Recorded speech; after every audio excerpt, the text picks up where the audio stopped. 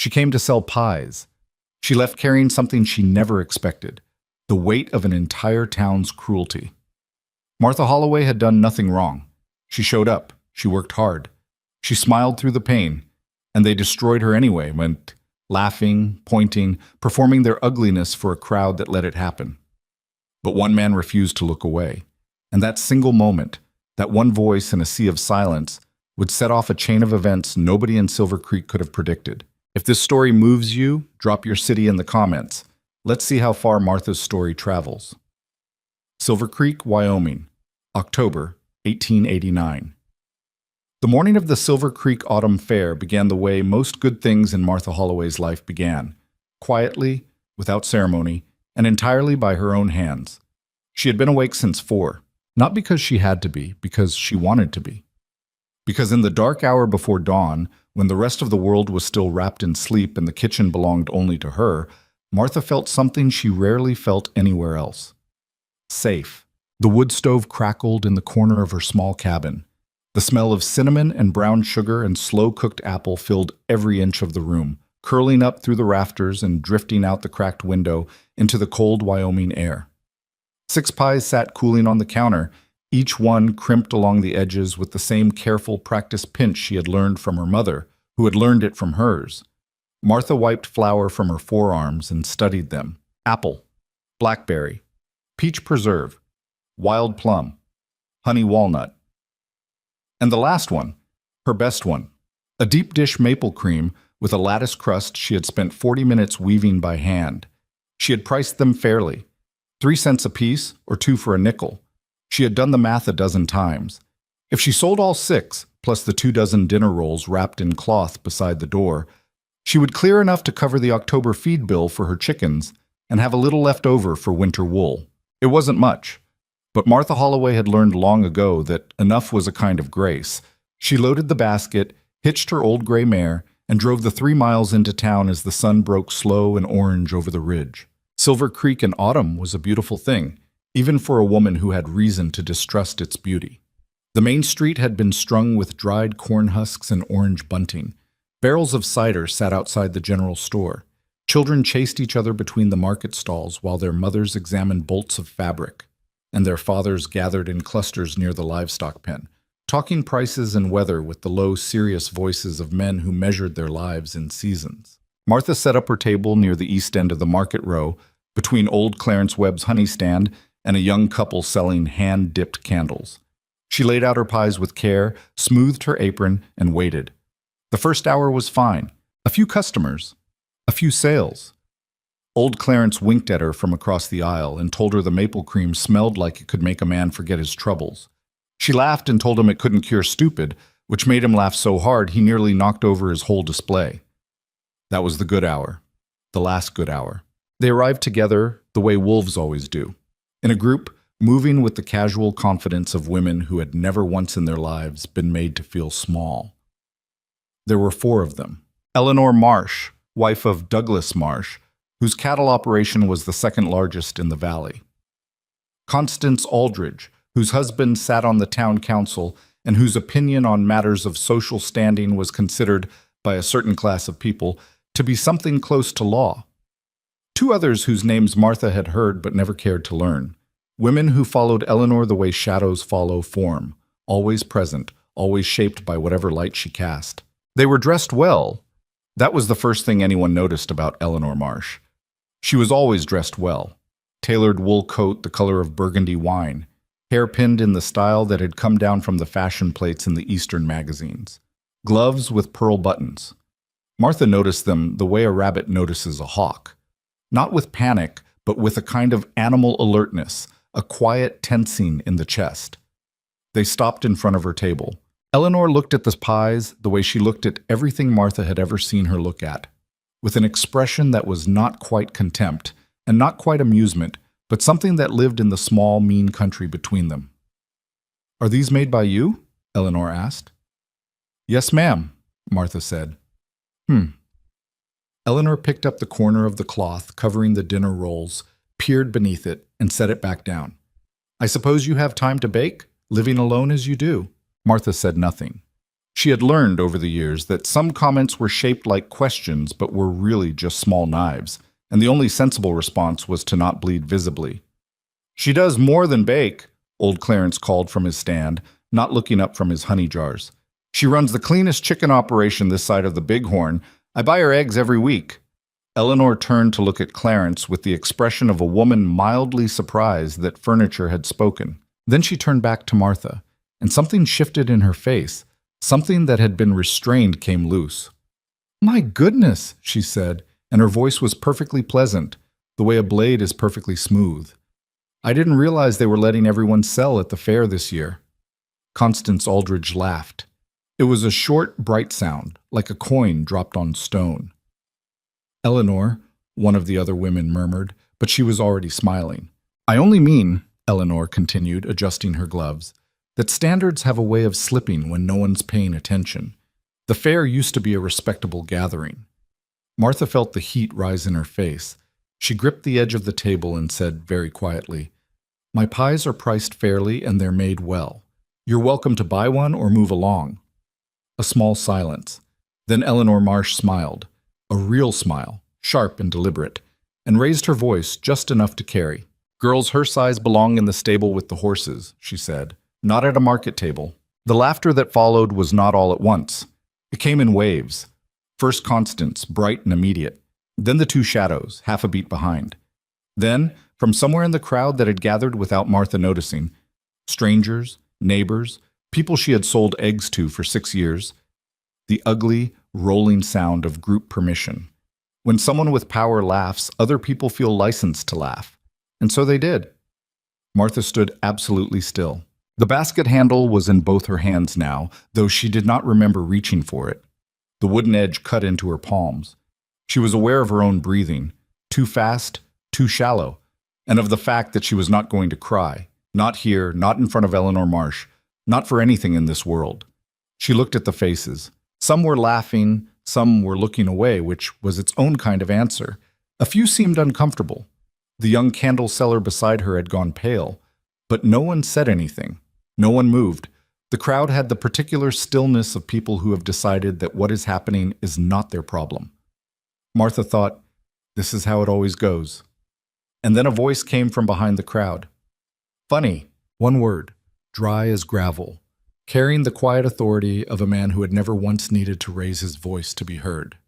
The laughter stopped mid-breath. Because I've seen horses with more kindness than the people standing here. The crowd parted.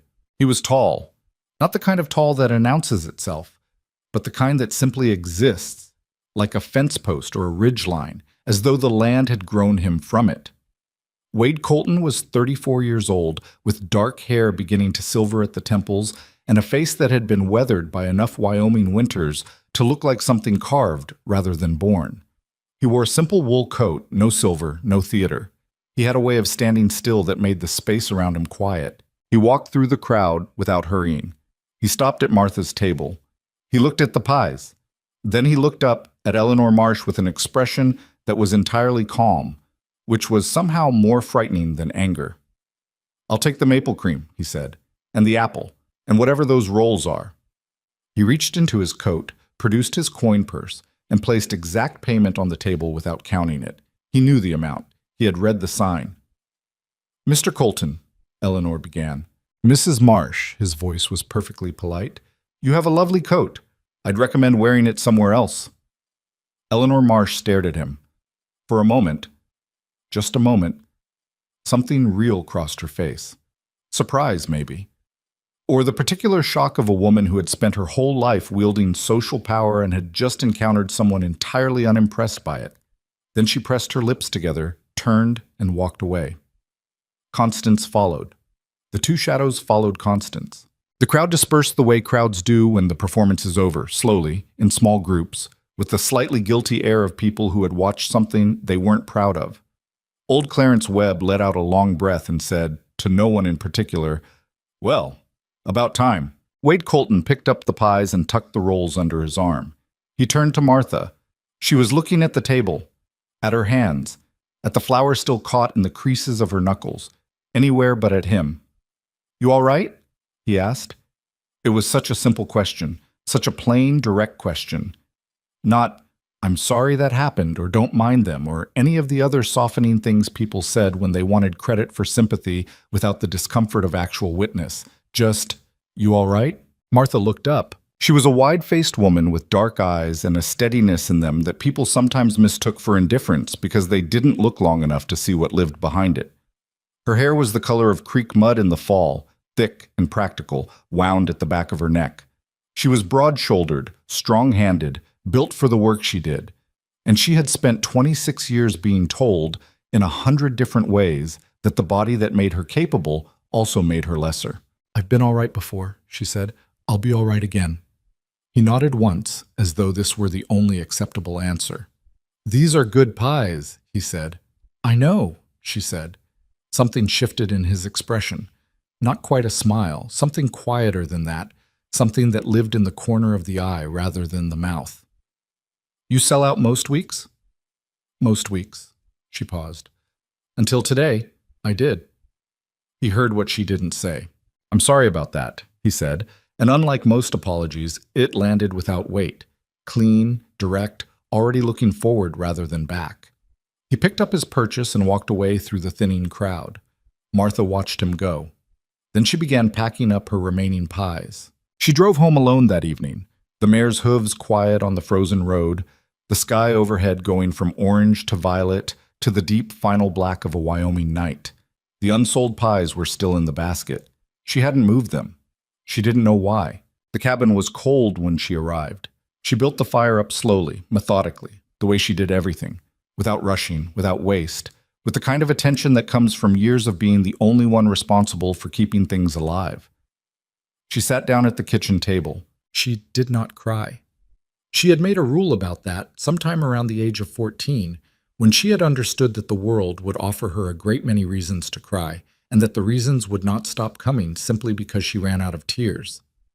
So she had decided to cry only when it was worth it, when it was private, when it would actually help. Tonight she sat at the table and looked at the pies and thought about Eleanor Marsh's face, and about the crowd, and about the sound of all those people laughing at her in the middle of a public street. She thought about how she had stood there, holding her basket, and felt invisible in a way that had nothing to do with being unseen and everything to do with being seen very clearly and found not worth protecting. She thought about Wade Colton walking through the crowd. She thought about his voice, the exact tone of it, dry and calm and carrying the weight of a man who didn't need an audience to know he was right. Funny, because I've seen horses with more kindness than the people standing here. She sat with that for a long time. Then she got up, wrapped the unsold pies carefully in cloth, banked the fire for the night, and went to bed. She lay in the dark and listened to the wind coming down off the ridge, and she thought, "Tomorrow I bake more bread. Tomorrow the chickens need feeding. Tomorrow the world keeps going whether Eleanor Marsh laughs or doesn't laugh, and I keep going with it." That was how she had survived this long. That was how she would keep surviving. She pulled the blanket up to her chin and closed her eyes. Outside, somewhere in the darkness, the wind picked up. The first breath of winter. 3 days later, the customers stopped coming. It wasn't sudden. It was careful, the way cruelty in small towns usually is, measured and deliberate, invisible to anyone who wasn't the target. The woman who bought 2 loaves every Monday didn't come. The family from the North Road who had standing orders for egg deliveries sent a boy with a note that said, simply, "We will be making other arrangements." The dry goods store, which had been stocking her honey wheat rolls for 2 years, told her politely that they were adjusting their inventory, one by one, quietly, without explanation. Martha kept her books with the same careful attention she kept everything. She watched the numbers change. She added the columns and read what they told her and sat with the truth of it without flinching. By the end of October, she had lost nearly a third of her regular business. By the middle of November, it was half. She still baked every morning. She still fed her chickens at first light. She still drove to the market twice a week, sat behind her table, and waited with the patient dignity of a woman who refused to disappear simply because someone had decided she should. But the fair had been a beginning, and not the kind she had hoped for. She understood that now. Eleanor Marsh had not simply laughed at her in public. Eleanor Marsh had issued a verdict, and the town, the part of it that measured itself by Eleanor's approval, had begun carrying it out. One evening, Martha sat at her kitchen table with her account ledger open in front of her and did the arithmetic she had been avoiding for 2 weeks. At this rate, she would be out of money by February. She closed the ledger. She sat very still for a long moment. Then she opened it again and looked at the numbers until they stopped feeling like failure and started feeling like a problem. And problems, unlike failures, had solutions, even if you couldn't see them yet. She was still sitting there, turning pages, when she heard the sound of a horse on the road outside. She stood, crossed to the window, and looked out into the gray November afternoon. Wade Colton's buckskin was tied at her gate, and Wade Colton himself was walking up her path, hat in hand, with the deliberate step of a man who had something to say and had thought carefully about how to say it. Martha watched him come. She took a breath. She opened the door before he could knock. He stood on her porch in the cold air, turning the brim of his hat in his hands. Not from nervousness, she thought, but from a kind of careful respect, the physical version of choosing words. "Miss Holloway," he said. "Mr. Colton." "I have a proposition for you," he said, "and I'd ask you to hear it out before you answer, because I expect your first instinct is going to be to say no." She studied him, the weathered face, the steady eyes, dark gray, the color of sky before rain, the particular stillness of a man who had made his decision and was simply here now to deliver it. "All right," she said, "come in." He sat at her kitchen table and told her what he had seen. Not at the fair, though he mentioned it. He told her what he had been watching in the weeks since. The empty spaces at her market table, the way the town had quietly organized itself around Eleanor Marsh's judgment without anyone having to say a word out loud. "I know what's happening to your business," he said, "and I know it's because of what happened at the fair." Martha sat across the table from him with her hands folded and her expression careful. "That's not your concern, Mr. Colton." "Maybe not," he said, "but I'm making it my concern." He looked at her directly. "I need someone to manage the kitchen and supply accounts at the ranch. The woman who was doing it is leaving to be with her daughter in Cheyenne. I've been handling the accounts myself, and I'm bad at it, and I know I'm bad at it, which puts me ahead of most men." The corner of Martha's mouth moved. She stopped it. "I'm offering you the position," he said. "Room in the main house, wages above what you're making now, and full authority over the kitchen operation and supplier relationships. You'd answer to me, but on domestic and supply matters, my answer to you would generally be yes." Martha looked at the table. "People will talk," she said. "People are already talking," he said. "That ship has sailed." "They'll say worse things." "Yes," he agreed. "They will." She looked up at him. "And you don't care." "I care," he said, "but not about what they think.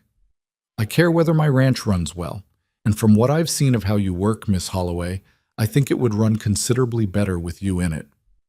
A silence settled over the kitchen. The fire ticked in the stove. Outside, the wind moved through the bare cottonwoods along the creek. Martha looked at the man across her table. This quiet, deliberate man who had walked through a laughing crowd to buy her pies, and thought about her ledger, and about February, and about the particular kind of courage it took to keep showing up to a world that had already told you to leave. "I'll need to think about it," she said. "Of course," he said. He stood, put on his hat, and moved toward the door. Then he stopped and turned back. "For what it's worth," he said, "I tasted that maple cream pie the night of the fair. I've had pie in 3 states and 2 territories." He paused. "That was the best pie I've ever eaten." He left before she could answer. Martha sat alone in her kitchen for a long time after the sound of his horse faded down the road. Then she reached across the table, opened her ledger, and wrote 2 words at the top of a fresh page. "New beginning." She said yes on a Tuesday. Not because she had run out of options, though by November's 3rd week, the options were getting thin. Not because Wade Colton had charmed her or flattered her or offered her something she couldn't refuse. She said yes because she had sat with the decision for 4 days, turned it over in her hands the way she turned dough, pressing, testing, looking for the places where it might tear. And when she was finished, the answer was simply there, plain and solid as bread. She packed what mattered into 2 canvas bags and a wooden crate, her mother's rolling pin, her account ledger, 3 good wool skirts and the heavy coat she'd mended twice at the elbows, her copy of The American Frugal Housewife, its spine cracked and its margins filled with her own handwriting, Her chickens she left in the care of old Clarence Webb, who accepted them without ceremony and told her she could have them back whenever she liked. She drove out to the Colton Ranch on a gray morning with frost still on the fence posts and the cottonwoods stripped bare along the creek road. The main house was larger than she'd expected. Not grand, not the kind of architecture that tried to impress, but solid and wide and built with the intention of lasting. 2 stories of timber and stone, a long covered porch facing south, barns and outbuildings fanned out behind it in the orderly way that told you something about the man who'd laid them out. Wade met her at the gate and carried her crate inside without being asked. He showed her the kitchen first. It was a good kitchen. Big cast-iron stove, long work table, a window over the sink that looked out toward the eastern pasture where the cattle moved in slow, deliberate lines through the pale morning light. Martha stood in the middle of the room and turned slowly, reading it the way she read every new space, cataloging, measuring, already rearranging in her mind. "The supply ledger is in the office," Wade said from the doorway. "I'll warn you, it's not pretty." "I've seen ugly ledgers before," she said. "Not like this one." He was right.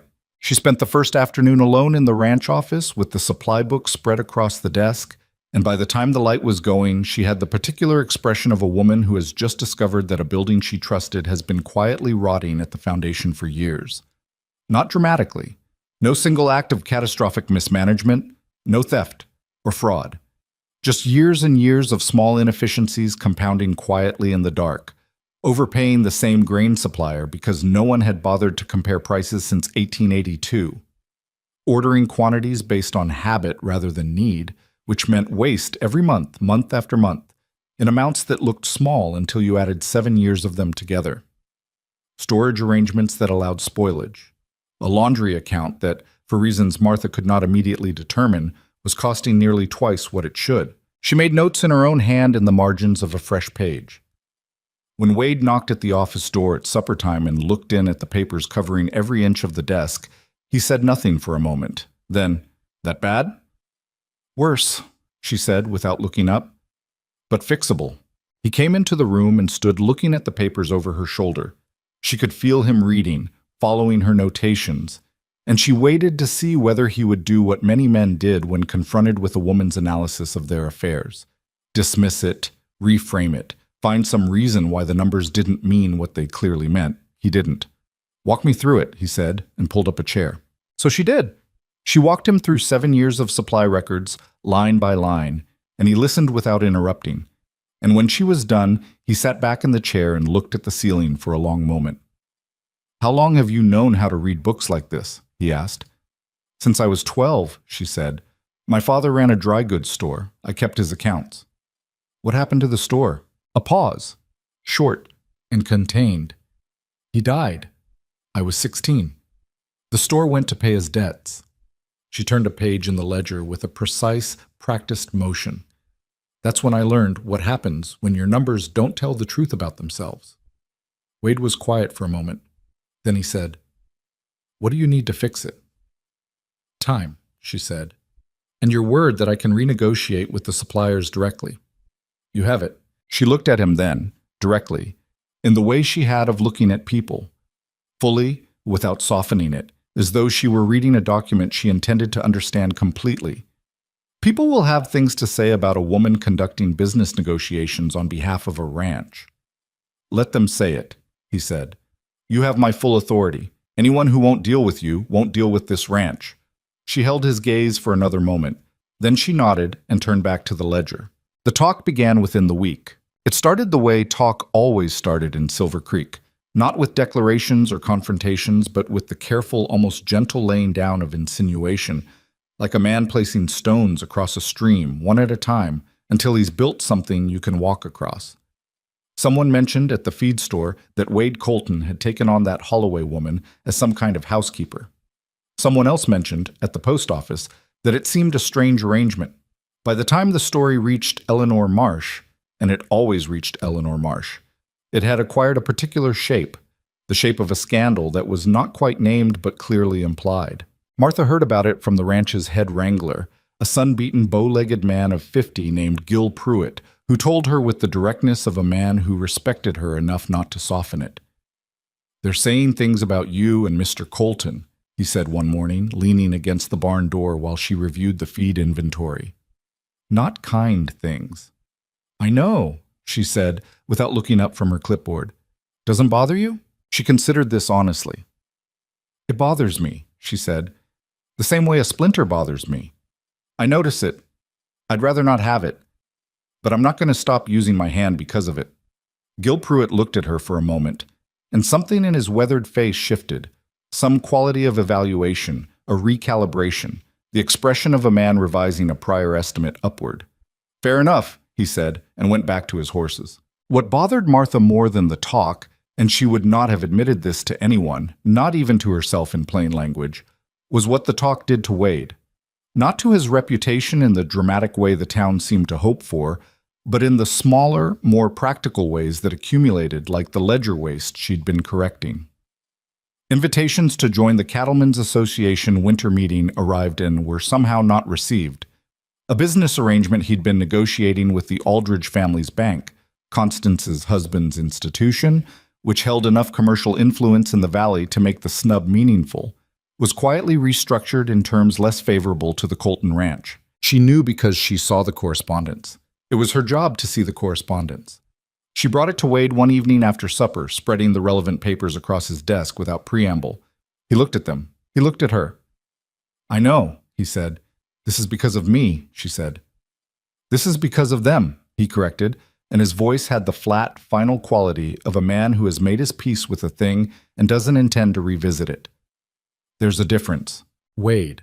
She used his name without thinking. The first time she had, and she heard herself do it and continued anyway, because this was too important for formality. "If keeping me here costs you, Martha." He used her name with the same even weight she had used his. "I didn't defend you at that fair because I expected it to be free. I did it because it was right, and I don't renegotiate right based on cost." He looked at her steadily. "Do you understand me?" She stood in his office in the lamplight and felt something move through her that she did not immediately have a word for. Something warm and complicated, something that lived between gratitude and grief, because she was not used to being told that she was worth something that cost a price, and the unfamiliarity of it was almost painful. "Yes," she said. "I understand you."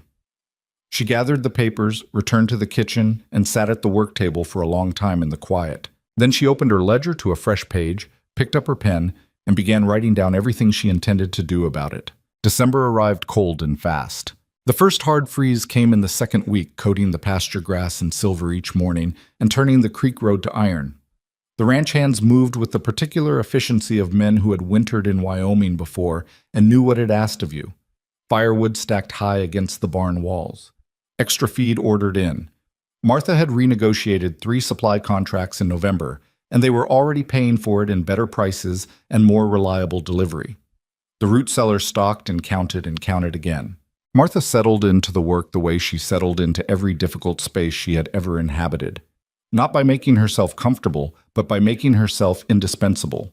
She learned the rhythms of the ranch the way she'd learned her father's store, the way she'd learned her own chicken yard, through close attention, through patience, through the willingness to be wrong and correct and move on without drama. She learned that the wrangler Hector Vega, who never spoke above a murmur and was the best horseman on the property, had a bad knee that worsened in cold weather and quietly adjusted the kitchen meal schedule so his supper was hot and ready when the evening work was done without ever saying why. She learned that the youngest ranch hand, a 17-year-old from Laramie named Tobias, who had wandered in looking for work in September and been taken on out of something that looked, in Wade, like mercy, could not read, and was ashamed of it. And she began leaving simple labeled diagrams alongside the written supply lists she posted in the barn, again without comment. She learned that Wade Colton ate without tasting when he was worried, working through a meal methodically, mechanically, his eyes somewhere else, and that the best way to bring him back was not to speak, but to set something on the table that smelled like the food he had grown up eating. His mother's recipe for salt pork and cornbread was in the ranch's old household book, copied in a woman's hand that was nothing like his. The first time she made it and set it in front of him, he looked down at the plate and was quiet for a long moment. "Where did you find this?" he asked. "Your household book," she said. I hope that's all right. He picked up his fork. It's more than all right, he said, and ate the whole plate, and the meal after that, and he was present for both of them in a way that told her she had learned something true. This was the part of her work that she did not put in the ledger. The human accounting, the careful attention to what people needed that they didn't know how to ask for. It was a skill she had never been credited for because it was invisible, because it looked like nothing, because it operated in the spaces between the quantifiable things. But she knew its value. She had always known its value. The problem with the world was that value and recognition were very different currencies. It was the middle of December when Eleanor Marsh came to the ranch. Martha was in the kitchen making stock when she heard the carriage on the drive, and she looked through the window and recognized the matched bays that pulled the Marsh vehicle. She dried her hands on her apron with the deliberate calm of a woman preparing for a conversation she had already rehearsed in every possible form. Eleanor came to the kitchen door. Not the front entrance. The kitchen door, which Martha understood immediately as the point. She was telling Martha, with the architecture of her approach, exactly where she believed Martha stood. Martha opened the door before she could knock. Eleanor Marsh was still a well-dressed woman, still perfectly composed, but there was something in her face today that had not been there at the fair. Something tighter, less certain, the expression of a woman who is executing a plan that is not going as cleanly as she had hoped. "Miss Holloway," she said pleasantly.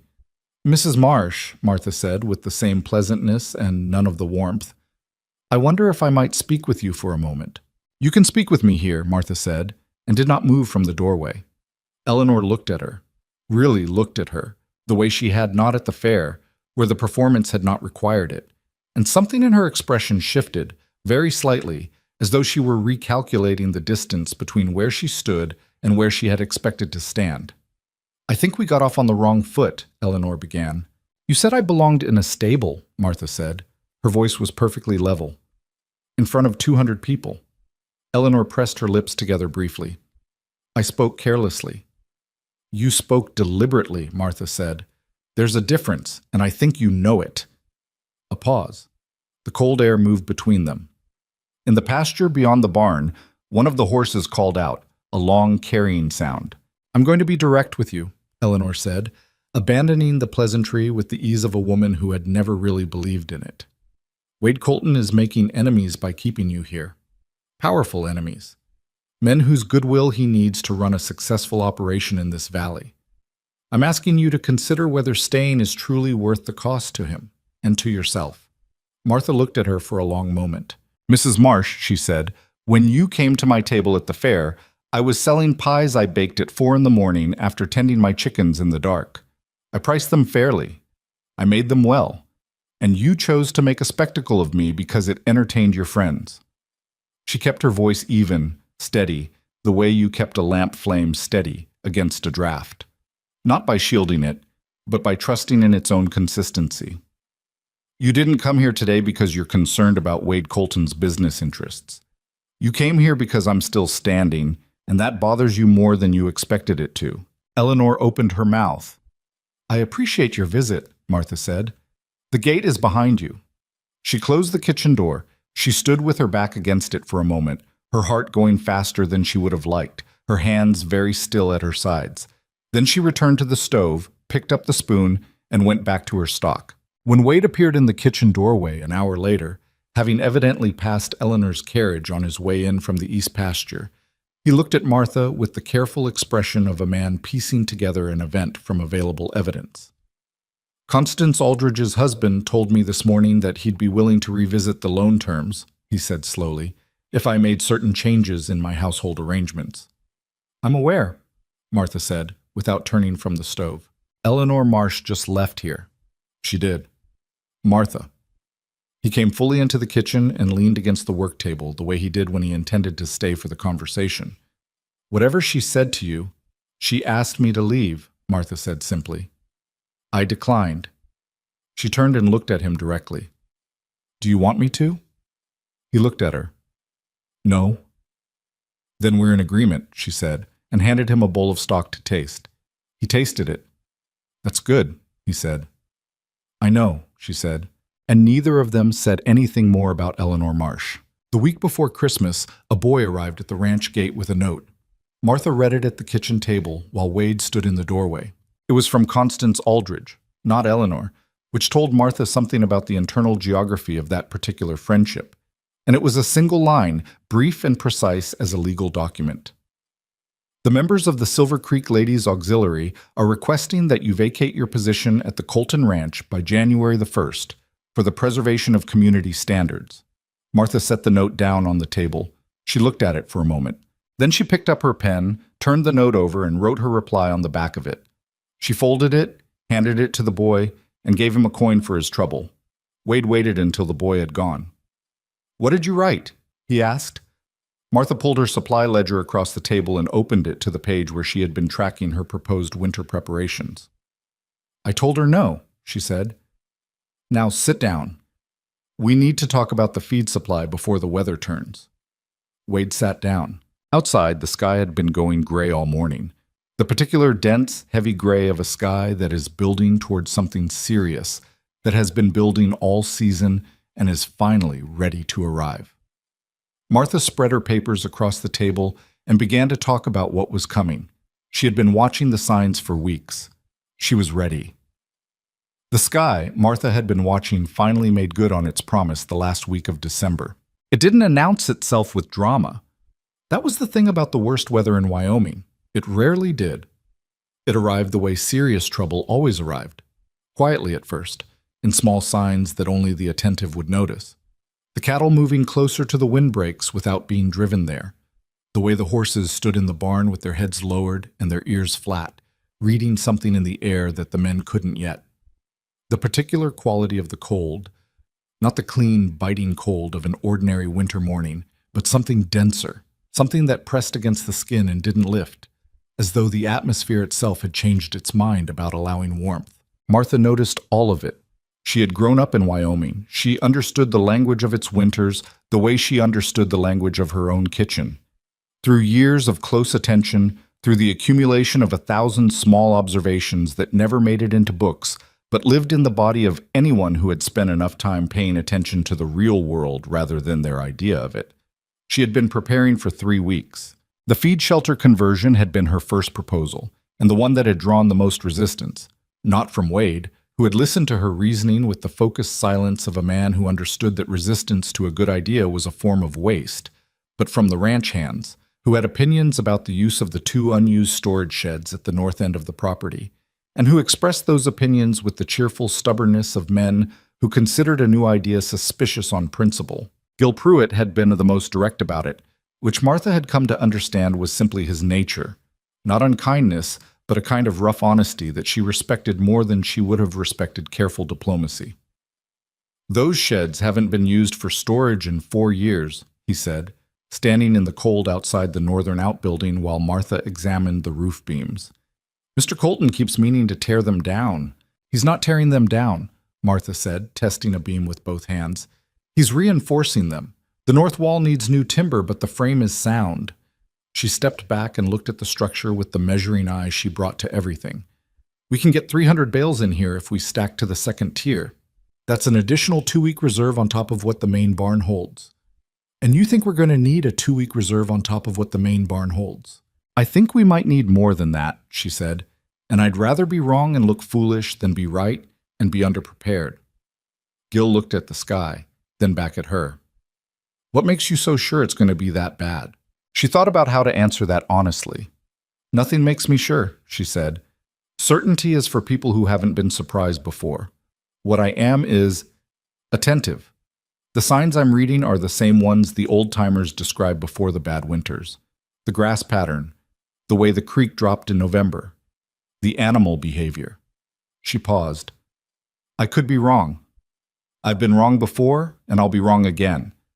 But the cost of being wrong in this direction is a few weeks of extra labor and some reinforced sheds. The cost of being wrong in the other direction is considerably higher." Gil Pruitt chewed on this for a moment.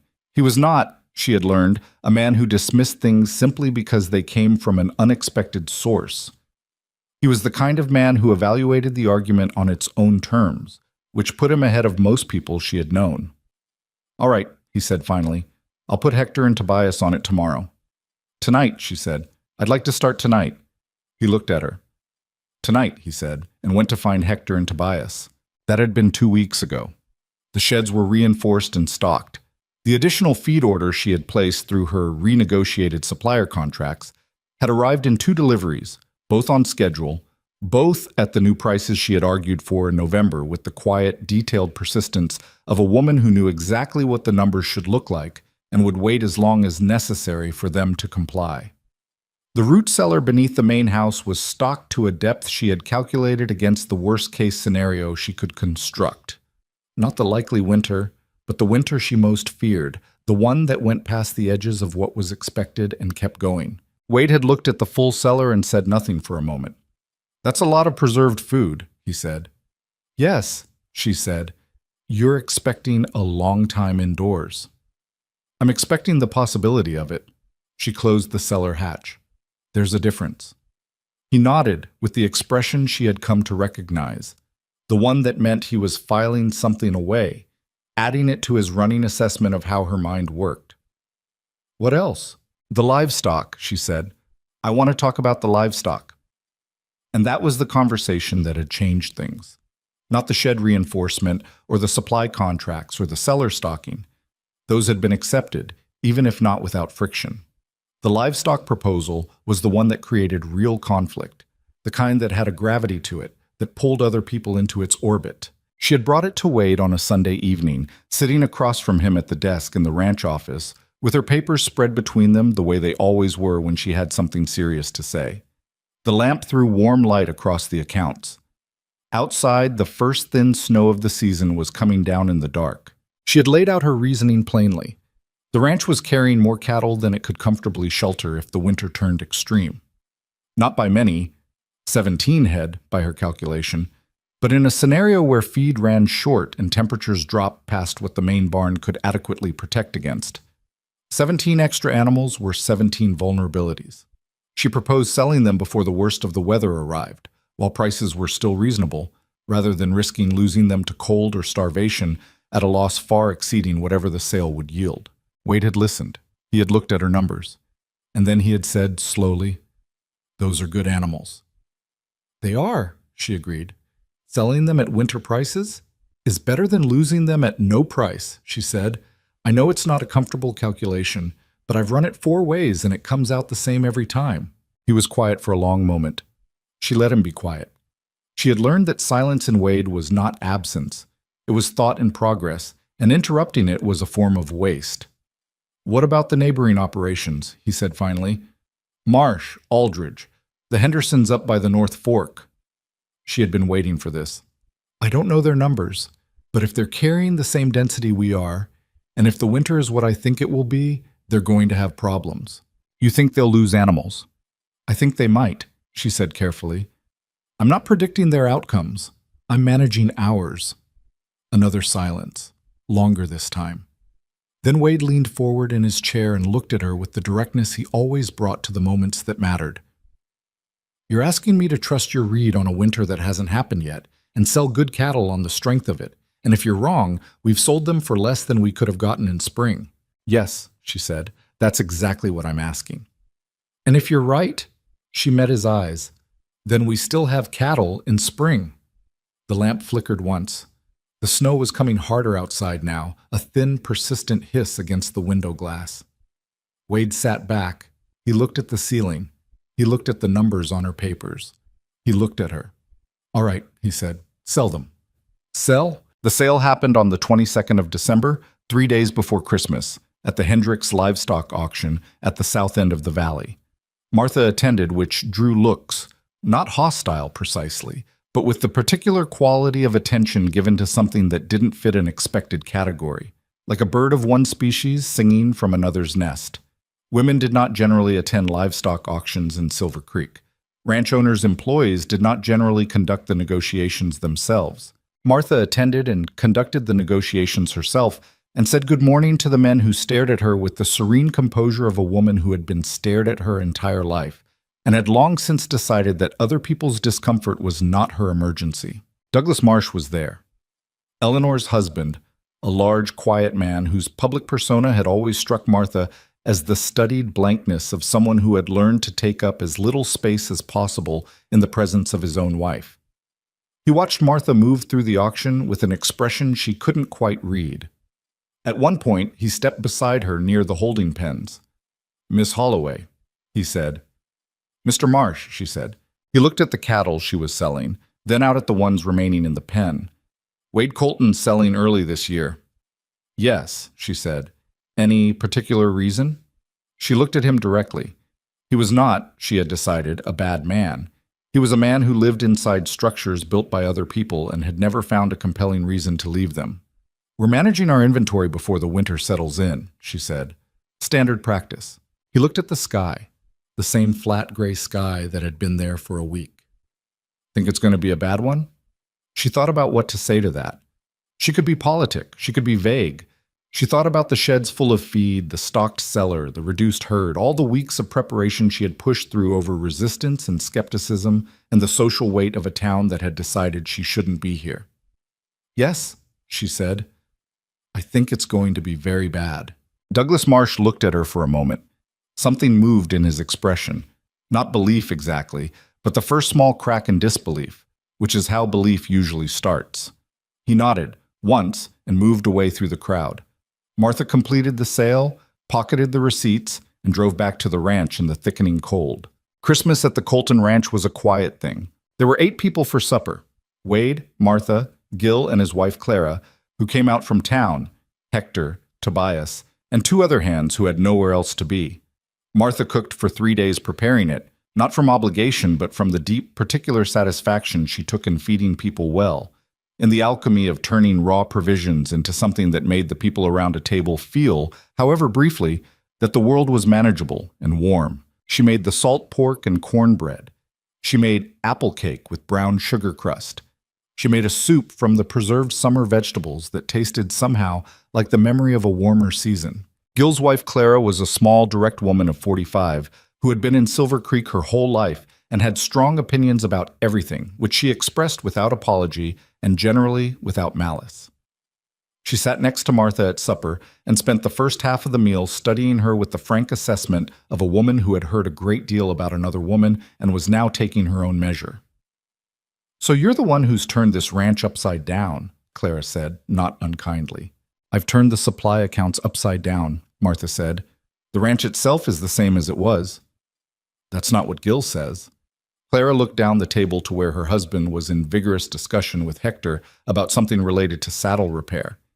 "He says you've changed how everything runs.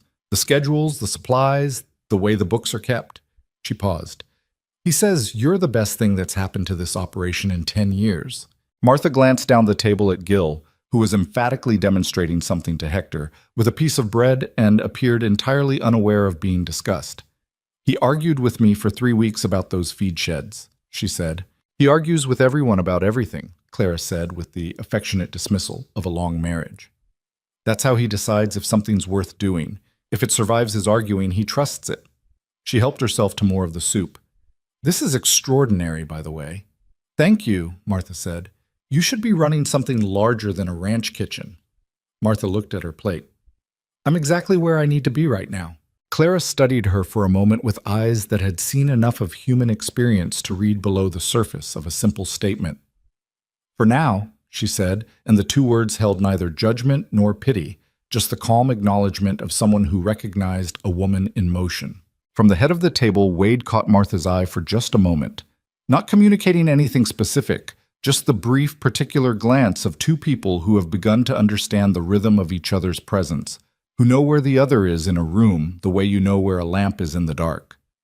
She looked away first, back to her plate, back to the table around her. Outside, the snow was beginning again. The 28th of December brought a change in the air that Martha felt before she could name it.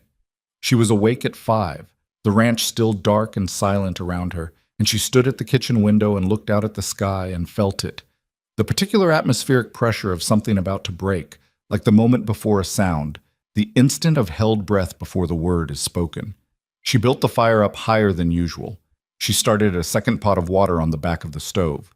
By 7, when the ranch hands began moving between the buildings, she had hot food waiting, and she stood in the kitchen doorway and told each of them, as they passed, that they should take extra provision packs to the outlying pastures this morning, that they should make sure every gate latch was secure, that they should come in before noon. Hector looked at the sky. He had grown up in the mountains of New Mexico and had his own relationship with severe weather. He looked at the sky and then at Martha and said, in the quiet way he said everything, "You think today?" "Or tonight," she said. "I don't want to be guessing when it's already started." He nodded and went to tell the others. She found Wade in the barn, checking on a mare who had been off her feed for 2 days. She stood at the stall door and told him what she was feeling, without dressing it in anything other than the plain language of observation. "It's coming," she said. "Today or tonight. I think it's the one." He looked at the mare, at the barn roof, at Martha. "Everything's in order?" he said. "Everything I could do is done," she said. "Whether it's enough depends on how bad it is." He was quiet for a moment, then, "You've been preparing for this for a month." 3 weeks, she corrected. "And now it's here." "And now we find out," she said. He looked at her, and there was something in his expression she hadn't seen before, or hadn't let herself see before. Something that had nothing to do with supply accounts or feed reserves or the practical business of running a ranch. Something that was simply about this moment, this barn, this woman standing in the cold doorway with the gray sky behind her, and the absolute unfrightened steadiness in her eyes that had been there since the first day he had seen her at that market table, holding her basket while the crowd laughed, not breaking. "Whatever happens," he said, "this ranch is better prepared than any operation in this valley. Because of you." Martha looked at him. She had spent her life being told, in countless ways, that she was not enough, not small enough, not quiet enough, not the right shape or the right size or the right kind of woman for whatever the right kind was supposed to mean. She had constructed her self-regard out of her own materials, without outside assistance, and had learned to hold it steady against the weather of other people's contempt. She did not need Wade Colton's words to know her own value, but she felt them anyway. She felt them the way you feel warmth after a long time in the cold, not as something that changes the fundamental temperature of the world, but as something real, something honest, something that matters. "Let's hope that's enough," she said. By afternoon, the first real snow had begun to fall. By nightfall, the wind had arrived. By midnight, Silver Creek was disappearing. The blizzard did not arrive the way storms arrive in stories, with a single dramatic moment, a wall of white descending from the mountains like a curtain dropped by a stagehand's hand. It arrived the way the worst things in life arrive, incrementally, each hour worse than the last, each new degree of severity making the previous hour seem, in retrospect, like a warning that had not been taken seriously enough. The first night was wind, pure, sustained architectural wind that found every gap in every wall and made itself known through them, not as a howl, but as a low, constant pressure, like a hand pressed flat against the outside of the house and pushing. The temperature dropped 20 degrees between sundown and midnight. Martha lay in her room on the second floor of the main house and listened to the building settle and creak around her, and she did not sleep, but not from fear, from attention. She was listening to the ranch the way a doctor listens to a patient, tracking the sounds, noting the changes, maintaining the vigilance that was the only thing standing between preparation and catastrophe. At 2 in the morning, she heard something wrong. It was a sound from the direction of the north shed. Not a crack, not a collapse, but a sustained groaning that had a different quality than the general complaint of timber and wind. She was dressed and out the back door before she had consciously decided to move. The cold hit her like a physical force. The wind was coming from the northwest at a speed that made walking straight impossible. She angled into it with her head down and one arm raised against her face and moved across the yard by memory, because she could not see the shed until she was nearly against its wall. The lantern she carried was useless. The flame had gone out in the first 3 steps, and she navigated by the feeling of packed snow under her boots and the black shape of the building resolving out of the blowing white. The north wall of the shed was holding. The sound was coming from the roof. One of the reinforcement beams she had specified was bearing a load of accumulated snow that was heavier than she had planned for, and it was talking about it in the language of stressed timber, which is the same in every structure in every century and means the same thing. I am near my limit. She went back to the house. She shook Tobias awake first because his room was nearest, and because the boy moved fast when startled, which was what she needed. Then Gil.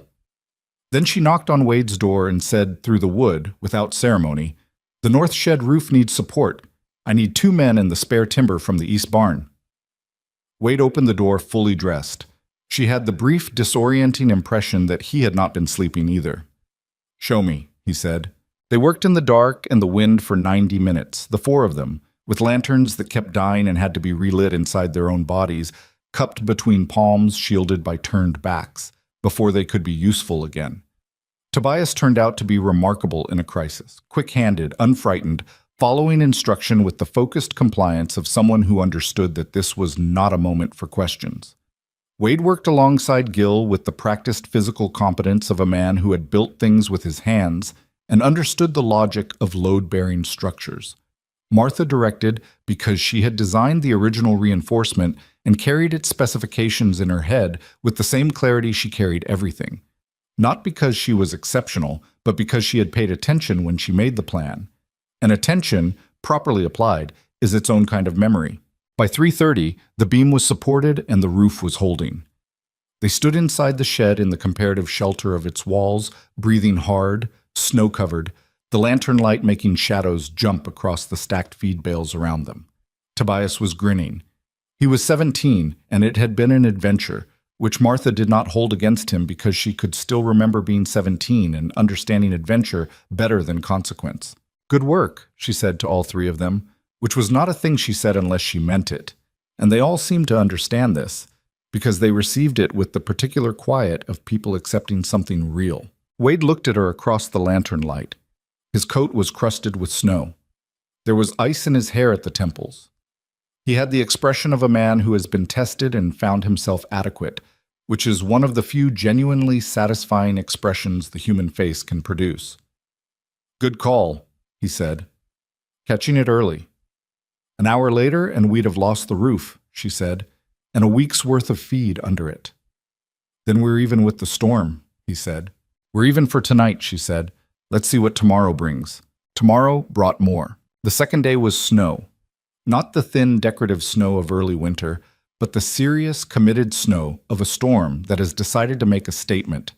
It fell in a dense curtain that reduced visibility to the length of an outstretched arm.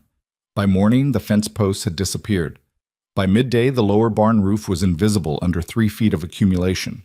The ranch hands moved between buildings using a rope system that Martha had proposed 2 weeks earlier and that Gil had spent a productive hour arguing against before conceding it was a sensible precaution, which was how most of their best ideas had arrived into implementation. The ropes ran from the main house to the barn, from the barn to the north sheds, from the sheds to the bunkhouse, strung at chest height between posts that she had designated specifically for this purpose in early December. In the whiteout conditions of the second day, they were not a convenience. They were the difference between making it from one building to another and not making it at all. Hector used them without comment, which from Hector was the highest possible form of approval. Martha managed the inside of the main house with the same systematic attention she brought to everything, but with an additional quality that emerged in her only in sustained crisis. A kind of deep, still efficiency, as though the worse things got externally, the quieter she became internally. The way a gyroscope spins faster and holds truer the more aggressively you try to knock it off course. She kept hot food on the stove around the clock. She maintained the fire at a temperature that kept the pipes from freezing while not wasting fuel. She tracked the feed consumption against her reserves twice daily, logging the numbers in her own hand in the supply ledger with the precision of a woman who understood that the difference between making it and not making it might ultimately come down to a single calculation made correctly at the right moment. On the second night, she sat at the kitchen table at 11 o'clock with her ledger open and did the mathematics of survival. They had enough feed at current consumption rates for 16 days. She had calculated for a worst-case duration of 12. They had a 4-day reserve. That reserve existed entirely because she had ordered more than the ranch hands thought necessary, had converted the sheds they had thought unnecessary, had pushed every preparation past the point where other people had been comfortable. 4 days. The margin was 4 days. She sat with that number and felt the weight of it. Not with pride, because pride was not what this moment called for, but with a kind of sober, wide-awake gratitude for the fact that she had been stubborn, that she had trusted her own reading of the situation against the resistance of everyone around her, that she had not softened her preparations to fit other people's comfort level. She heard Wade come into the kitchen behind her. She knew his footstep now, its rhythm, its weight, the slight hesitation at the kitchen threshold that was not uncertainty, but the particular courtesy of a man who had learned not to assume his presence was welcome anywhere. "Numbers are good," she said, without turning around. He pulled out the chair across from her and sat down. He looked at the ledger pages she had open, the neat columns of her handwriting, the careful tracking of each day's consumption. 4 days reserve, he said. Yes. You planned for 12 days. Yes. We're on day 2. Yes. He was quiet for a moment. The fire ticked. Outside, the wind was a constant low pressure against the walls. The storm settled now into a sustained endurance rather than an acute assault. You think it goes longer than 12? He said. I think it might, she said. I hope not, but I think it might. What do we do if it does? She had thought about this. She had thought about it since the first night. The North Shed feed is the reserve, she said. If we reach day 10, we begin reducing feeding quantities by 10% across the herd. It's not ideal, but it maintains health over an additional 3 days without permanent harm. She paused. And we have the preserved food in the cellar, which is calculated for 30 days for the people in this house. The hands have their own supplies in the bunkhouse, which I stocked to 20 days in November. Another pause. We're all right. We just need to stay attentive. Wade looked at her across the table for a long moment. You stocked the bunkhouse, he said. In November, yes. I didn't know that. I put it in the supply ledger. I don't always read the supply ledger line by line. I know, she said. That's why I handled the supply ledger. Something in his expression moved, the quiet, particular movement she had come to recognize, the one that looked like a man recalibrating what he thought he already understood. Is there anything you've prepared that I don't know about? He asked, and there was something in the question that was not quite humor and not quite wonder, but lived somewhere between them. She thought about it genuinely. I had Gil put an extra axe in the cellar in case the main one broke, and we needed firewood without a trip to the barn, she said. And I moved 2 weeks of candles to the upstairs linen closet, in case the kitchen stores were inaccessible. And I put a dry change of clothes for every person in this house in a canvas bag in their room, in case someone came in wet enough to need them immediately. Wade stared at her. That's, he started. It seemed practical, she said. He laughed. It was the first time she had heard him truly laugh. Not the dry, brief sound he occasionally made at something mildly absurd, but a full, unguarded laugh, the kind that comes from being genuinely surprised by the world. It lasted only a moment, but it was real, and it changed something in the room. Martha looked at her ledger. She was aware that she was trying not to smile and succeeding imperfectly. Get some sleep, she told him. I'll take first watch. You've been awake for most of 2 days. I sleep lighter when things are critical, she said. It's how I'm made. Go. He went. But she heard him stop at the kitchen threshold. Martha, he said. She looked up. He stood in the doorway with the firelight behind him, and he looked at her the way he had in the barn, the way she was learning to recognize. The look that had nothing to do with ledgers or supply accounts or any of the practical business between them, and everything to do with the simple, complicated fact of 2 people paying attention to each other in a world that rarely rewards it. Thank you, he said, for all of it, for everything you... He stopped, and she understood that he was a man who felt more than he could easily say, which was not a limitation, but simply the shape of him. Thank you. Get some sleep, Wade, she said gently. He did. On the 3rd day, the first news came from the valley. It arrived with Hector, who had made a slow, rope-guided trip to the front gate and back, and returned with the information that the Henderson Ranch, 2 miles north on the far side of the creek, had lost a barn roof sometime in the first night. He had seen it, or rather, he had seen the shape of something wrong through the clearing weather, the collapsed silhouette where the roofline should have been. Martha received this without visible reaction and wrote it in the margin of her daily log with the date and time. By the 4th day, when the storm paused for 12 hours in a false clearing that felt like mercy, a rider came from town. He was young, half frozen, sent by the mayor's office with a request for information about conditions in the outlying ranches. He sat in Martha's kitchen drinking hot soup, his hands wrapped around the bowl, and told them what he had seen on the road. The Henderson barn was gone. The roof fully collapsed under the snow load, taking with it most of the winter feed.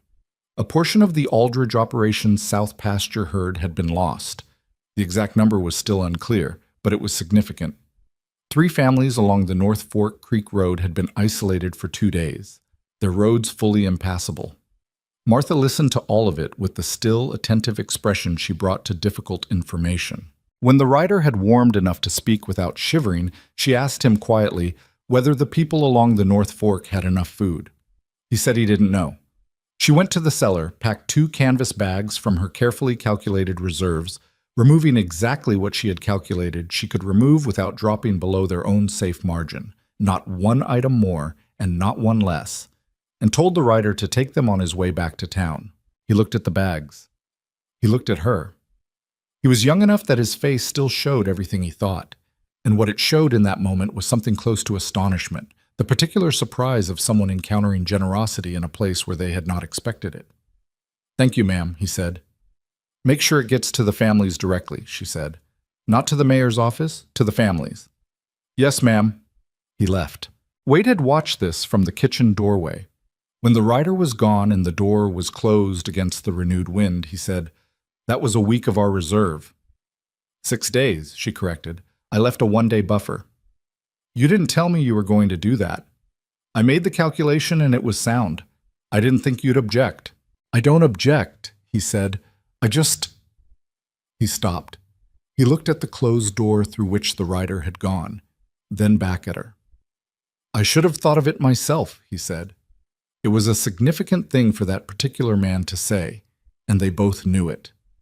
"You were thinking about the herd," she said. "I was thinking about the people. We're both right." He nodded slowly. Then, "Is there anyone else?" She had been thinking about that already. She had, in fact, made a list. She had made the list 3 days ago, when the storm was just beginning, because making the list was a way of being ready before the question arose. She brought it out now. 8 families in the Outer Valley, their estimated reserves, their distance from town, their likely condition based on what she knew of their operations. Wade read it. He read it carefully. He looked at Martha. "You made this before the storm hit." "I made it when I knew the storm was coming," she said. "It seemed like information we might need." He set the list on the table between them, and they sat across from it together in the quiet kitchen, and they began to plan. The second phase of the blizzard arrived on the 5th day. It was worse than the first. The temperature dropped to places that made the ranch thermometer seem like it was reporting from a different, colder planet. The wind returned with a renewed purpose, as though it had rested and was now resolved to finish what it had started. 2 of the ranch hands developed frostbite on their faces from a trip to the barn that should have taken 5 minutes and took 20 when the guide rope was momentarily lost in the whiteout. Martha treated the frostbite with the supplies she had assembled in the kitchen medicine kit in November, not from any special foreknowledge of frostbite specifically, but because she believed in having what you needed before you knew you needed it, and the kit she had assembled was comprehensive enough to handle most of what a ranch in a Wyoming winter could produce. She applied the treatment with steady hands and gave clear instructions for the recovery, and neither man lost so much as a fingertip, and both of them looked at her afterward with an expression she recognized from Gil, from Hector, from Tobias, the expression of a person revising a prior estimate. On the 6th day, a portion of the Marsh herd was found dead in the south pasture. The rider who brought the news was Douglas Marsh himself, riding through a brief clearing in the weather with the particular expression of a man who has spent 5 days being proved wrong about something important and has arrived at the point of reckoning. He was frost-covered and hollow-eyed, and he came to the front door of the Colton ranch house and asked, with a directness that suggested the last of his pride had been spent somewhere in the south pasture, to speak with Miss Holloway. She received him into the front room, standing, because she had not yet decided what she owed Douglas Marsh in the way of comfort. "We've lost 38 head," he said. "The south barn took on ice damage in the first night, and we couldn't maintain the temperature. The feed ran short on day 4. He paused. Eleanor, my wife, told me that you came to our gate in December. Martha said nothing. She didn't tell me until yesterday, he said. What you said, about the winter, about preparing. He looked at his hands, then up at her. I didn't prepare. I didn't take it seriously. I should have. Yes, she said. It was not unkind the way she said it. It was simply true. Is there anything...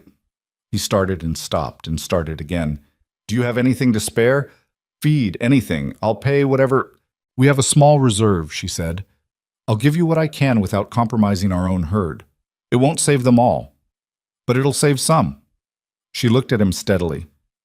I'll need to know your exact numbers and your current feed inventory to calculate what we can transfer. He gave her the numbers without hesitation. She did the calculation at the kitchen table while he waited in the front room, and it took her 12 minutes, and when she came back she had written on a piece of paper exactly what she could spare. 30 bales of oat hay, 200 pounds of grain supplement, and a quantity of preserved vegetable fodder from the cellar stores. That'll carry roughly 40 head through the next 8 days, she said. Given what you've already lost, that should be sufficient if the storm breaks by then. Douglas Marsh looked at the paper, then at her. Why? He said. It was a genuine question, not a rhetorical one. He wanted to understand. Martha thought about that. She thought about the autumn fair, about the basket handle in her hands, about the sound of 200 people laughing in a public street.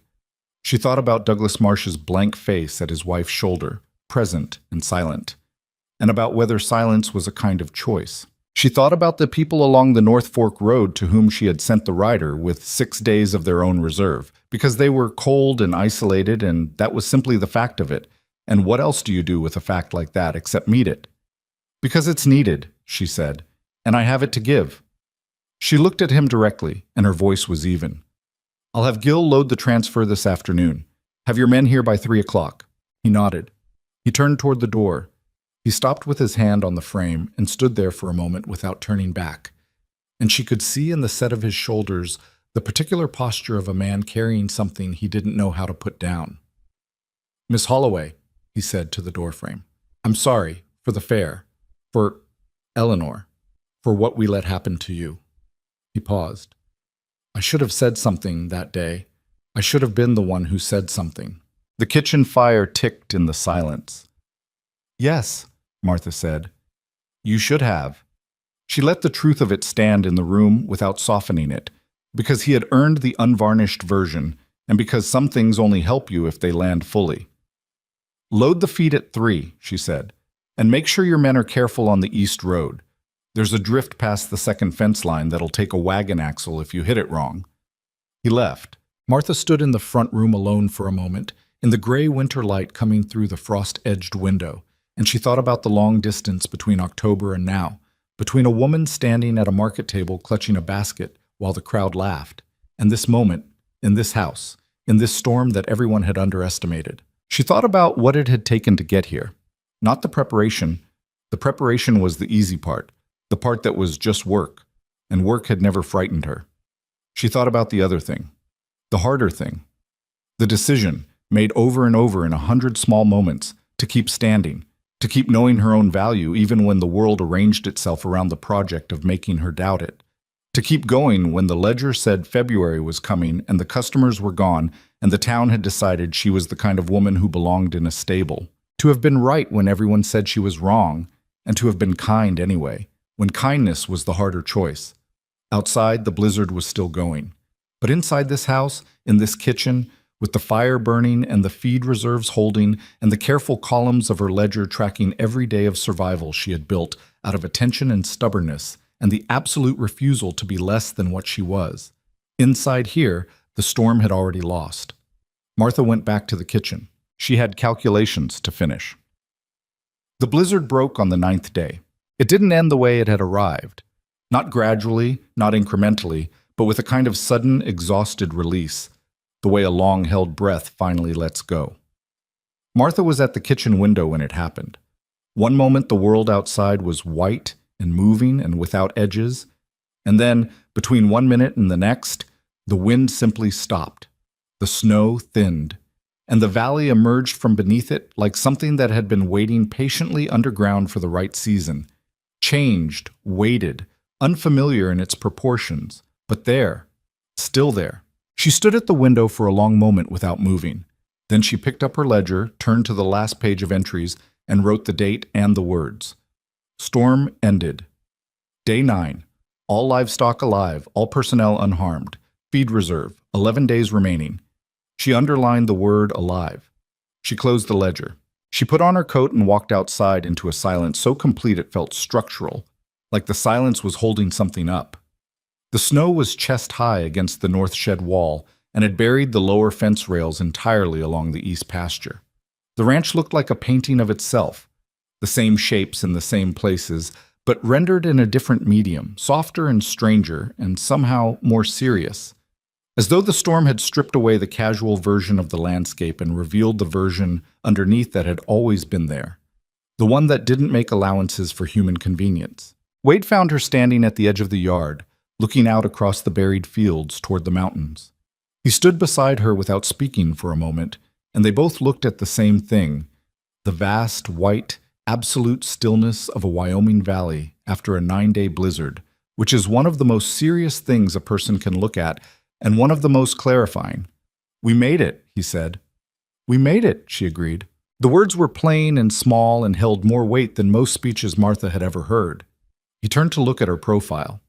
She was still looking at the mountains, her breath making small clouds in the cold air, her coat dusted with the light snow that was still falling in lazy final flakes from the clearing sky. "I want to tell you something," he said. She turned to look at him. "I've run this ranch for 11 years, he said. Alone for most of them. I was adequate at it. The cattle did well enough. The numbers were acceptable." He paused, and in the pause she could see him choosing his words with the care he brought to things that mattered.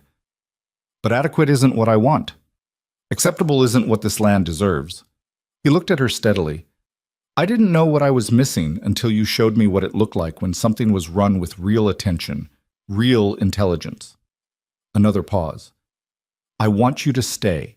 Not in any temporary capacity. I want you here. I want to build this into something that lasts, and I don't want to do it without the person who already knows how it should be done." Martha looked at him for a long time. The mountains stood behind him, white and enormous and entirely indifferent to the small human drama being conducted at their feet, which was somehow reassuring. The world was very large and had been here a very long time, and would continue without much regard for any individual's choices, which meant that the choices were yours to make cleanly, without cosmic interference in either direction. "That's a considerable offer," she said. "It's a considered one," he said. "I've been thinking about how to say it since December." "Since December," she repeated. "Since the night you told me about your father's store," he said, "and how you learned what happens when the numbers don't tell the truth about themselves." He held her gaze. "A person who learned that at 16 and has been carrying it right ever since. That's not someone you let walk away because spring arrived and the emergency is over." Martha turned back to the mountains. She stood there for a moment, and in that moment she permitted herself to feel the full weight of the past 5 months. The fair, the empty market table, the ledger showing February coming like a wall, the ride out to this ranch with 2 canvas bags and a wooden crate, the shed roof in the blizzard dark, Douglas Marsh's hollow face at the door, all of it. The whole long, difficult, clarifying distance between who she had been in October and who she was standing in this snow in January. "I'll stay," she said. She said it simply, without drama, the way she said everything that was completely true. And she turned to look at him, and he was looking at her, and they stood in the snow outside the ranch that had survived because of her mind and her stubbornness and her refusal to be less than what she was. And neither of them said anything more, because nothing more needed to be said. Not yet. The valley's reckoning came slowly, the way reckonings always do in places where pride runs as deep as the water table. The first to arrive was a rancher named Thomas Greer from the North Fork, a practical, weathered man in his 60s who had been running cattle since before Martha was born, and who came to the Colton Ranch 3 days after the storm broke, with his hat in his hands and a directness in his manner that Martha recognized as the particular honesty of a man who had been humbled by something larger than himself and had decided to meet the experience squarely rather than sideways. He knocked at the kitchen door. Martha opened it. "Miss Holloway," he said, I heard it was you who sent the supplies with the rider during the storm. There were families on the North Fork Road who needed them, she said. We were 3 of them, he said. My family, my 2 daughters and my son-in-law and their children. He looked at her with the steady, uncomplicated gaze of a man making a full accounting. We were on the 5th day with 4 days of food left and the road impassable. What you sent... He stopped. He was not a man accustomed to emotional language, and the effort of finding it was visible in his face. It mattered, he said finally. I want you to know it mattered. I'm glad it reached you, she said. And then, because this was Thomas Greer and he was clearly not here only to say thank you, come in. He came in. He sat at the kitchen table, and he began to talk about what he had seen during the storm, and what he had understood from it, and what he thought the valley needed now, which was the conversation that would, over the following weeks, become the most important conversation Silver Creek had ever had about how to survive what it lived in. He had been talking to the other ranchers, the ones who had lost animals, lost barns, lost the careful accumulation of a year's work to 9 days of weather that, in retrospect, a better prepared valley could have endured with far less damage. He had been asking them, what did the Colton Ranch do differently? Why did every animal on that property survive when herds within sight of it did not? And the answer, every time, in every conversation, was the same. The woman in the kitchen. Martha listened to Thomas Greer talk, and she asked the questions she thought needed asking, and she took notes in the margin of her daily log. Not from vanity, not to preserve credit for herself, but because what he was describing was a problem with a solution, and she was constitutionally incapable of hearing a problem without beginning to think about solutions. By the time he left an hour later, the outline of something was already forming in her mind. The town council meeting in February was the largest in Silver Creek's history. It was held in the meeting hall above the dry goods store, and every seat was filled, and men stood 3 deep along the back wall, and the air was thick with lantern smoke and the particular tension of a community that has been through something difficult together and has arrived, slightly damaged, at the moment when it must decide what to do next. The council members sat at the long table at the front. Mayor Horace Beale, a round-faced, cautious man who had been mayor for 12 years by virtue of never making any decision dramatic enough to generate opposition. Alderman Croft, who owned the lumber yard, and 3 others whose names Martha had learned and whose faces she could now read with reasonable accuracy. She had been invited to attend.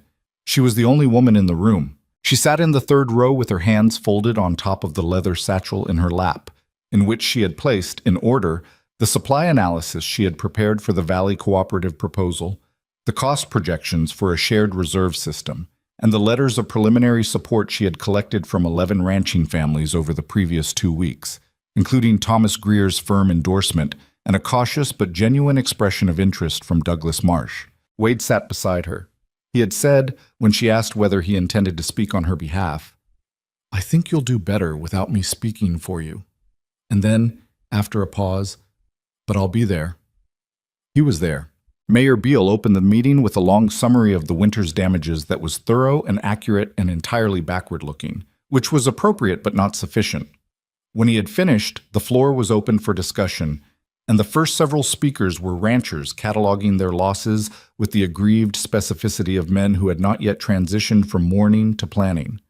Martha waited. She waded through 4 speakers and 2 procedural tangents and 1 extended disagreement about the valuation of winter feed that had nothing to do with anything constructive. She waited with the patience of a woman who had learned that the right moment to speak was not the first available moment, but the moment when the room had exhausted its own noise and was ready to hear something different. That moment arrived after the 6th speaker, a young rancher named Peters from the East Valley, who said, with the frustrated plainness of a man who had run out of careful language, "We nearly lost everything, all of us, and one ranch didn't. I think we ought to be talking about why." The room went quiet. Martha stood up. She had not asked for the floor. She simply stood, and the quality of her stillness, the complete grounded composure of a woman who had been through a 9-day blizzard and had not broken, who had been publicly humiliated and had not disappeared, who had been told she did not belong in any room she had ever entered and had entered them anyway. That quality of stillness was such that the room gave her its attention before she had said a single word. "My name is Martha Holloway," she said. "I manage the supply accounts and kitchen operations at the Colton Ranch. Over the past 3 months, I've had the opportunity to examine supply records from several operations in this valley, and I've identified patterns that I believe, if addressed collectively, would significantly reduce this community's vulnerability to exactly the kind of losses we've been discussing tonight. She opened her satchel. She spoke for 22 minutes. She spoke without notes, because the numbers were in her head and had been there since December, organized with the same meticulous clarity she brought to everything. She spoke about shared reserve systems, the principle that a collective feed reserve, managed centrally and contributed to proportionally by each operation, created a buffer against individual shortfall that no single ranch could maintain alone. She spoke about supplier renegotiation at a valley-wide scale, which would yield pricing advantages that individual operations could not achieve. She spoke about shared record-keeping practices and the cost of the small inefficiencies that, aggregated across a dozen operations over a decade, amounted to a sum that would have paid for everything she was proposing 3 times over. She spoke about the families on the North Fork Road who had been 5 days from serious trouble when the supply rider reached them, and about what it would mean to build a system that didn't require a single person's private decision to be the margin between people having enough and not having enough. She placed the letters of preliminary support on the council table. She sat down. The silence that followed was the particular silence of a room that has been given more than it expected. Then Thomas Greer said, from the back of the room, "I'd like to move that the council formally consider Miss Holloway's proposal." "Seconded," said Douglas Marsh. Martha did not turn around at the sound of his voice, but she felt it, the particular significance of that seconding, its cost and its weight. And she received it without expression, because this was not a moment for expression. This was a moment for the work to move forward. Mayor Beale looked at the papers in front of him. He looked at the room.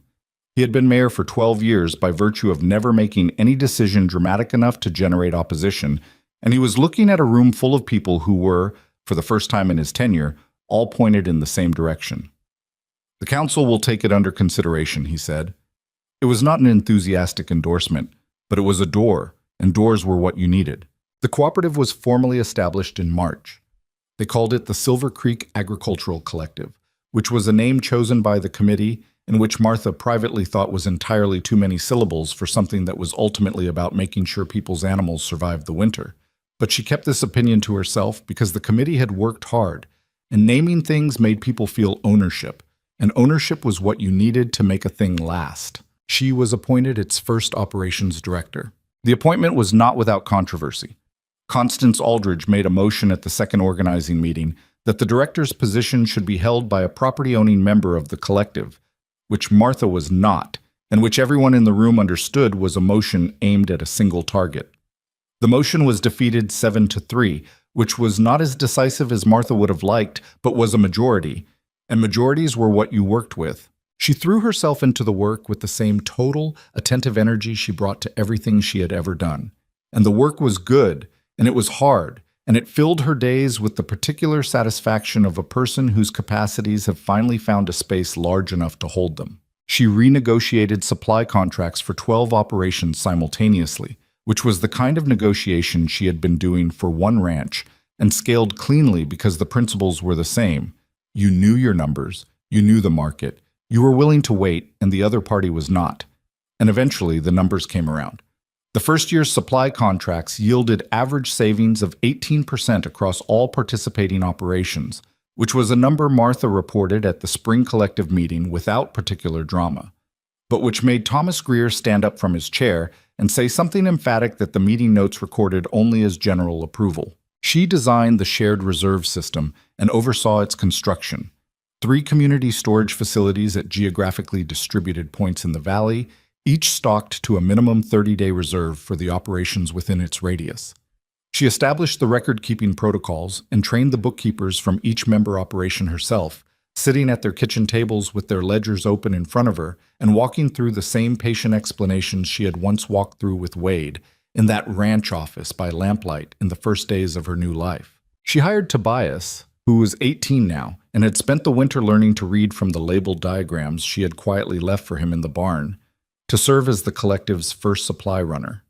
He accepted the position with the wide-eyed seriousness of a young man who understood that he was being given something he had not known to ask for, And he rode the valley roads with a reliability and attention to detail that made Martha quietly proud, in the way that watching someone discover their own competence always made her proud. Spring in Silver Creek was a long, slow exhale. The snow retreated by inches and then by feet, revealing the land in stages. First the high ground, then the valley floor, then the creek banks running with meltwater, and finally the south-facing slopes breaking into the first tentative green of a new season. The cattle moved back to pasture. The birds returned in their particular order, which Martha had learned over years of watching. The meadowlarks first, then the red-winged blackbirds along the creek, then the swallows arriving one morning in a sudden abundance, as though they had all received the same memo and acted on it simultaneously. She noticed all of it. She always noticed all of it. It was in April that Eleanor Marsh came to her again. Not to the ranch this time. She came to the collective's meeting hall in town, on a Tuesday morning when Martha was alone at the long table reviewing the spring supply schedules. And she knocked at the open door and waited, which was itself a departure from everything Eleanor Marsh had ever been in Martha's experience. Martha looked up. Eleanor Marsh was still a well-dressed woman, still composed, but something in the composition had changed. Some element of it was different from the confident, assembled performance of the woman at the autumn fair. Not broken, not humble in any dramatic sense, but settled, in the way that sometimes happens to people who have been through something clarifying and have emerged from it with a more accurate understanding of where they actually stand. She came into the room.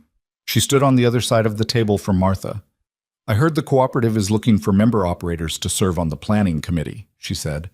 Martha looked at her. "Douglas wants to put his name forward," Eleanor continued. "He has organizational experience from the Cattlemen's Association. He thinks he could be useful." A pause. "I think so too. Douglas is welcome to put his name forward," Martha said. "The committee votes on membership. I don't make that decision alone." Eleanor nodded. She stood for a moment in the kind of silence that is working up to something. "I also wanted to say," she said, and the formal construction of the sentence was itself a kind of effort. A woman using structure to hold herself to a thing she might otherwise find a way to avoid? That what you did during the storm, the supplies to the families on the North Fork, and what you sent to Douglas, you didn't have to do those things. After everything that... She stopped. She tried again. "You didn't owe us anything, and you did it anyway." Martha looked at this woman who had stood in front of 200 people and told them she belonged in a stable. She looked at her steadily and without theatrics, because this was not a theatrical moment. This was a plain, human moment. A woman who had been cruel doing the hard, imperfect work of reckoning with it. "No," Martha said. "I didn't owe you anything." She let that sit between them for a moment. "But the families on that road didn't have anything to do with what happened at the fair," she said. "And Douglas's cattle didn't either. When people need what you have to give, the history between you is your business. The need is just the need." Eleanor looked at her for a long moment with an expression that Martha could not entirely read and did not particularly try to. Some things between people did not resolve into clarity, and that was fine. Not every account balanced. Some things simply moved forward. "Douglas will submit his name," Eleanor said. "Good," Martha said. "The committee meets Thursday." Eleanor left. Martha sat alone at the meeting hall for a moment, in the spring light coming through the windows, and she thought about October and about how far it was from here. Not far in miles, not far in time, but far in the ways that mattered. The distance between being the woman clutching a basket in a laughing crowd and being the woman at this table, in this room, doing this work, in this life. She picked up her pen and returned to the supply schedules. In May, 2 young girls from the Henderson family came to the collective meeting with their father. They were 12 and 9, and they sat in the back of the meeting hall with their hands in their laps and watched Martha conduct the spring inventory review with the focused, unselfconscious attention of children who are in the presence of something they have not seen before and are trying to understand what to do with it. After the meeting, the older one, a serious-faced girl with her father's dark eyes and a way of standing very still when she was thinking, approached Martha at the table where she was packing her papers. "Miss Holloway," she said. "Yes?" "My papa says you saved our herd. He says you thought of things that none of the men thought of." Martha looked at her, at the serious, careful face, at the way the girl was holding herself, the particular posture of a child who wants to ask something important, and is managing the courage for it. I thought of things that needed thinking of, Martha said. That's all. But you're a woman, the girl said, without accusation, simply as a fact that was confusing her. Yes, Martha agreed, and they listened to you. Eventually, Martha said. Some of them are still catching up. The girl looked at her for a moment, then, how do you make them listen? Martha considered this with the seriousness it deserved, because it was a serious question, and the girl asking it was going to need the answer for a long time. You know your numbers better than anyone else in the room, she said. You're patient past the point where patience is comfortable. You don't apologize for what you know, and you do the work every day, whether anyone is watching or not, because the work is the argument. Everything else is just noise. The girl stood very still, processing this. Okay, she said finally. It was the okay of someone filing something important in a place they intended to find again. She went back to her father and her younger sister. Martha watched her go and felt something in her chest that she did not try to name, only felt and let herself feel it fully, which was a practice she had been getting better at. On an evening in late May, when the valley was fully green and the sky above the mountains held the long, luminous blue of a Wyoming spring dusk, Martha stood on the porch of the Colton Ranch and looked out across the fields. The cattle were visible on the far pasture, moving in the slow, purposeful way of animals in good health in good weather. The north sheds, her sheds, the ones she had reinforced in the dark of December, stood solid against the tree line, their walls straight, their roofs holding the sky. The creek road was soft and passable, and carried on most days now at least one rider or one wagon coming to the ranch with business for the collective. Wade came out and stood beside her. They stood together in the quiet that had become, over the months, one of the most comfortable qualities of their company, a quiet that was not absence but presence, the particular ease of two people who had been through something real together and had arrived, on the other side of it, still standing side by side. The council wants you to speak at the June gathering, he said. All Valley landowners. They're calling it the first annual meeting of the collective. I heard, she said. I'll speak. He nodded. Then, after a moment, Thomas Greer told me this morning that his granddaughter wants to learn bookkeeping. He asked if you might be willing to teach her. Martha looked at the fields. Tell him yes. I already did, he said. She turned to look at him. He was watching her with that expression she had learned to read over the winter, the one that had nothing provisional in it, nothing that was waiting for conditions to be met. It was simply there, the way the mountains were there, not announced, not argued for, simply present in the way that things are that have always been true and have finally been looked at directly. I thought of something the other day, he said. What? They said you belonged in a stable. She looked at him. Eleanor Marsh at the fair. Those were the words. I remember the words, she said. I've been thinking about them. He looked out across the fields, at the cattle and the sheds and the creek and the mountains, at all of it. There's a woman who, in 5 months, has turned a struggling ranch into the most solvent operation in the valley, built a cooperative that serves 40 families, redesigned how this whole region manages its resources, taught a 17-year-old boy to read, without ever making a ceremony of it. He paused, and they said she belonged in a stable. Martha was quiet. What do they say now? She asked. He turned to look at her, and his face held the particular expression of a man saying a thing he has understood for a long time and is only now allowing himself to say fully. Now they say this valley stands because of you, he said. Every ranch that survived the winter, every family on the North Fork Road, every girl who sat in that meeting hall and watched you work and started thinking about what was possible. He held her gaze. That's what they say. And they're right. The sun was going down behind the mountains.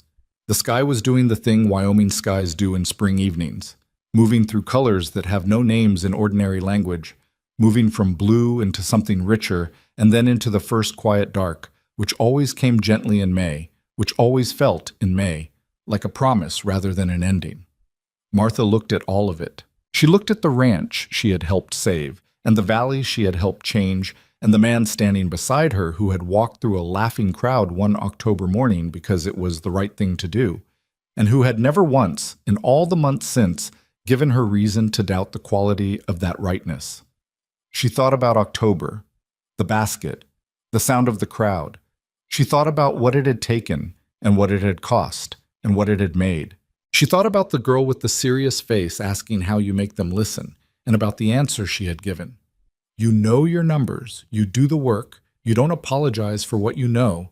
And she thought about how long she had been living that answer before she had words for it.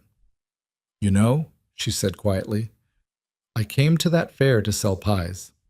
Wade looked at her. 6 pies and 2 dozen rolls, she said. 3 cents apiece. He was quiet for a moment. How did the maple cream turn out? He asked. She looked at him sideways. The best I've ever made, she said. He smiled. A real smile, the unguarded kind. The kind she had heard once in a kitchen during a blizzard and had not forgotten. I know, he said. I was there. She turned back to the valley. The dark was coming in now, soft and full, over the fields and the mountains and the creek and the good, solid, surviving land of Silver Creek, Wyoming. A valley that had laughed at a woman in October and by May had learned something it would not forget. Martha stood in the last of the evening light and let herself feel the full weight of it, the distance traveled, the cost paid, the thing that had been built out of stubbornness and attention, and the absolute unmovable refusal to be less than what she was. She had come to sell pies. She had stayed to build something that would last. And from that evening on the porch, looking out over everything she had helped save, Martha Holloway understood, quietly, completely, without needing anyone to say it, that she had never belonged in a stable.